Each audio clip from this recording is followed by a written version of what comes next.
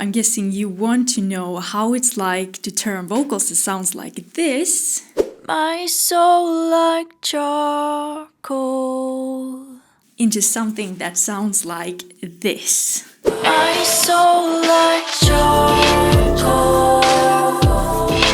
Producing vocals is dreadful for some and a bliss to others. And why is that? I don't think it has anything to do with the tech, like it's too hard. It has everything to do finding your workflow that suits your unique voice. There is no one on earth that can sound exactly like you do, and that is how you create the most magical vocals, if you ask me. As long as it sounds good in your ears, it's good. Let's hit the studio! The song that I have chosen today to work on is actually my own release, which is Charcoal, out on all platforms. You find it linked down below if you want to add it to your playlist or listen to the full production. I try to learn and develop all the time, so this is what I do from my heart because I think it's really fun and developing for myself. So go easy on me, okay? Charcoal is based on many vocal layers, and that is how I like my vocals because it makes a rich and full sound. Here's the lead, and it is followed by 1, 2, 3, 4, 5, 6, 7, 8, 9. Okay, we got 10 layers of vocals stacked on top of each other. Hold on. Why do you need so many layers? Is this something I have to do every time? Not at all. All comes down to taste. But this is how I do it. We are going to have a listen to raw vocals without any kind of processing whatsoever. So first of all, we have the lead. The forest floor, longing for to heal my soul like charcoal, mine like trees. On top of the lead, I always bring up a high-pitch recording, like an octave over the regular lead, to get some air. So just like this. Like charcoal. Can you hear the difference? Like it really gets more crispy and airy. The same thing as a lead, but just takes. My soul like charcoal. That I put in the left and the right. Mine like tree. Like that, together with the lead. And then I have a harmony added. Charcoal. I like to add something a little bit weird and off, but interesting, and that is whispers. Whispering the phrases in the exact same way that you sing them creates even more air. My soul like charcoal, mine like trees.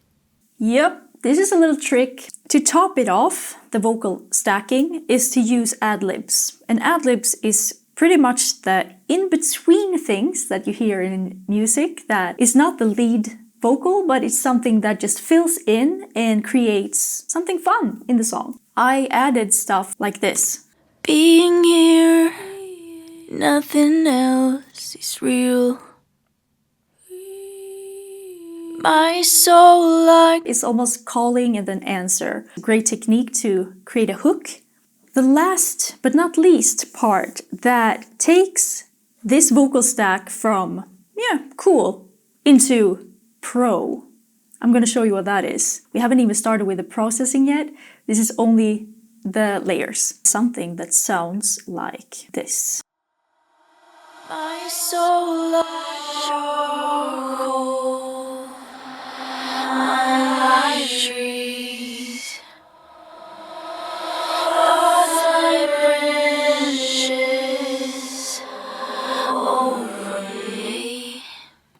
What did you just hear? Can you guess what I've done? This is a very clever little trick that I just love. What you do is that you take a copy of your lead vocal throughout the entire song, and then you reverse it. So it's gonna sound really weird. And that's the point. Once you do that, you're gonna put like major loads of reverb onto that. It's gonna sound like an alien who got lost in church.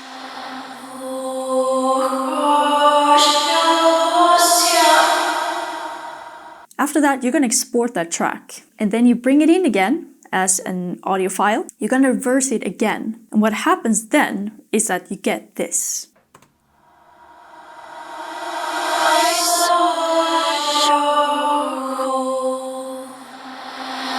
Now the tails are climbing up instead of fading out. Awesome. Let's take a look at the entire vocal stack now. My soul like charcoal, mine like trees, thoughts like branches over me. See, I haven't even started with the processing yet, but this does so much. Could work forever with the timing to get a flow that is seamless and you get the consonants on top of each other so you don't get that effect. If you want more studio tips like these, don't forget to subscribe to my channel. It's very important to clean up the tracks to get rid of, pops and clicks, breaths. Maybe you scratch your clothing when you recorded something, all of that gone. To show you an example, this is the original recording, the yellow one here. So you can see how much I cut out of it, because when you put on reverb and stuff onto it later, these little clicks and pops, they can just show up. You didn't even know they were there. So try to clean up as much as you can before you hit the processing stage. Once I am happy with all of this, the first thing that I would do is to start working on compression. Waves, CLA vocals. This is my new favorite. This is kind of all-in-one plugin that has a lot of fun stuff. You got bass and treble, you can cut out that or add it if you would like. I like to do that in the EQ process after this, but it can be nice to cut out some bass that don't have to be there anyway. Being here, From this. nothing else is real. A compressor is not only making it louder, it might seem like that sometimes, but the quiet parts, it will push up. In the high parts, it will push down. So you have this kind of leveled out audio signal. And that's what you want, because you want it to feel a little more even, a little more in your face. And compression is very much like painting. There is no right and wrong. Some people like super compressed vocals. Some people absolutely don't. They want really raw and natural. So that's also question of taste, actually. I do not add reverb or delay here, and spreader is not necessary because the lead is supposed to be centered anyway. I wouldn't want it to spread out. But say if you want just one single vocal recording, this is perfect to spread out that one without having to add tons of layering. I'm going to show you how that works. Being here, nothing else is real. It's going to create a wider sound. So it's basically just a chorus. Being here, nothing else is real.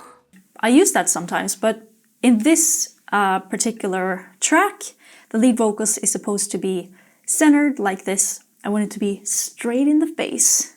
Next part is using EQ. So why would you use an EQ? An EQ will help you add or remove frequencies. In the end, when you have so many layers, so many tracks, if you don't use an EQ, it's gonna be a muddy mess in the end. It's gonna stack up all these unwanted frequencies. It's gonna create a quicksand of sound, and you don't want that. So it's very important to clean up every track that you work with, so you make sure that it has its own place in the frequency spectrum. I always cut out the low ends. We don't need them. You always want the middle and the highs. Being here, nothing else is real. And with? Being here, nothing else is real.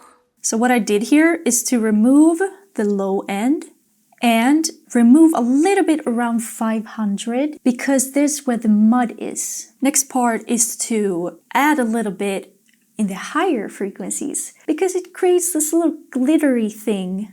It's really nice for the ear to get that crisp. The plugin that I'm using is the FabFilter Pro Q3, and this is a very, very fantastic EQ. Start with what you have, for God's sake. Start with the free options out there. I did for many years. So next part is actually pitching. This is very much up to every producer. I like to do it because it just corrects a little bit. The one that I'm going for is the M Auto Pitch. This is a free tuning software plugin.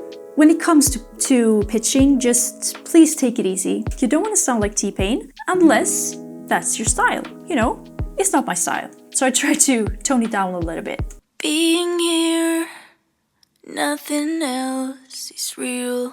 Difference if I don't use it. Being here, nothing else is real. It's not like major, but it does something.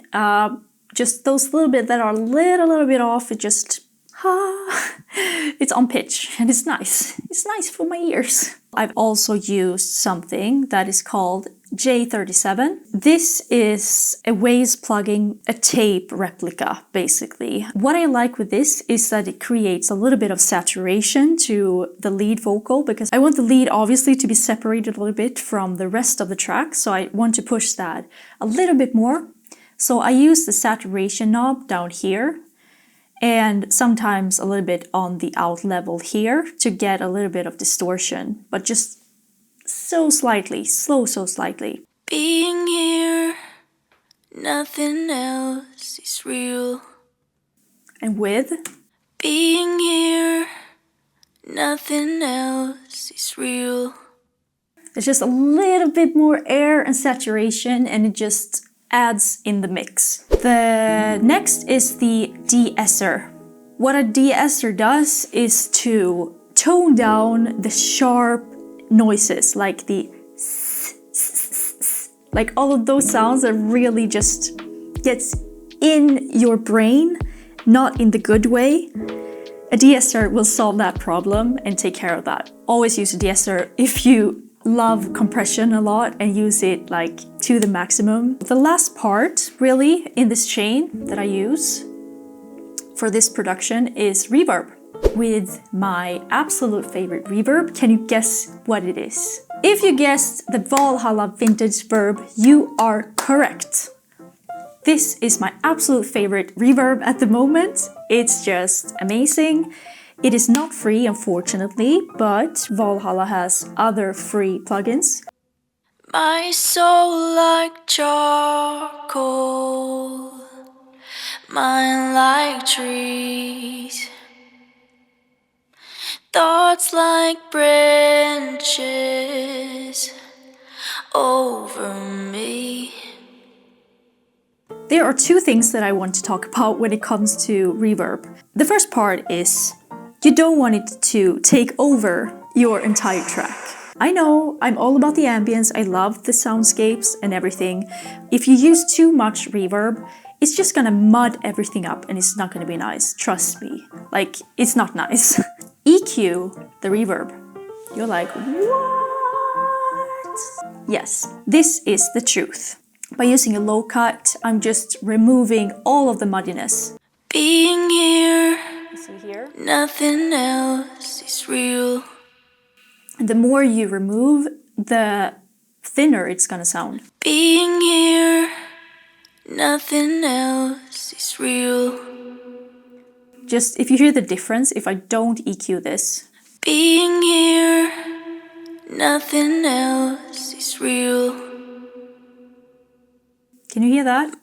Like, it might sound nice now, but when you stack every layer with every reverb and every instrument and you don't EQ away those muddy frequencies, it's just gonna, once again, it's gonna be a nightmare to work with. That's why you EQ the reverb. The second thing is to automate reverb. You do not need the reverb to ring out throughout the entire song. Like, the absolute opposite. You need it where it actually does something with the vocals. So I make sure to cut away the reverb so that it disappears in the places that you don't need it. Use it wisely. You can also use vocals for transitioning from one part to another. It's fun to use something organic and not just a sample or something that you can find anywhere. It's really cool to create like a rise with your own voice. Remember the reversed vocal thing that I made? I kind of cut that up and then I get these transitions. Pretty cool.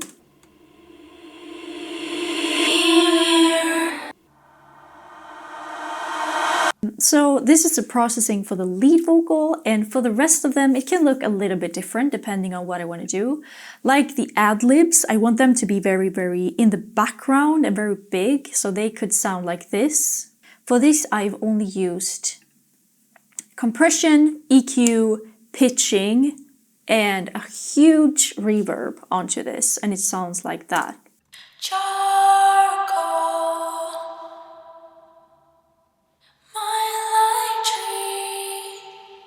The hook for Charcoal is this beginning. My soul like is kind of cranked out with distortion. So this is Avid's, it's called Lo-Fi, and this is basically a low-pass filter with distortion or saturation or noise and stuff. Creates this cool effect. Without, it's gonna sound like this. My soul like. And with.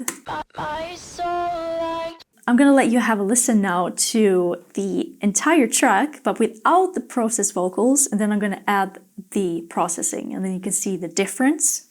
On the forest floor, longing for to heal. Being here, nothing else is real. So like charcoal, mine like trees.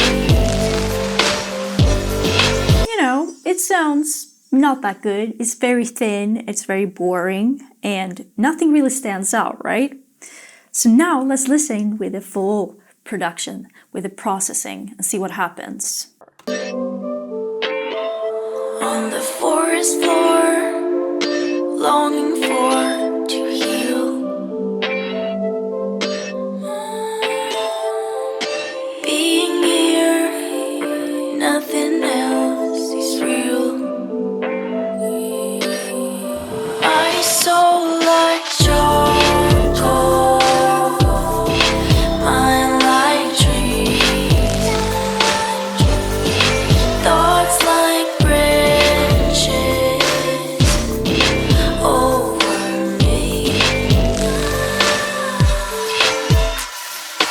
Charcoal is one of my singles. You can add it to your playlist on Spotify if you want to and listen to the full vocal production. Now you know how it's made. If there's something that I missed that you want to learn more about, or that you just have a question, please feel free to drop it down below. Let's just talk vocal production down here and I'll come join you. If you want to listen to more of my music, you have an entire playlist here. Don't forget to subscribe to my YouTube channel so we can have more fun learning more stuff and get even better at producing music. Thanks for stepping by to the Man the Music studio, and I'll see you in the next video.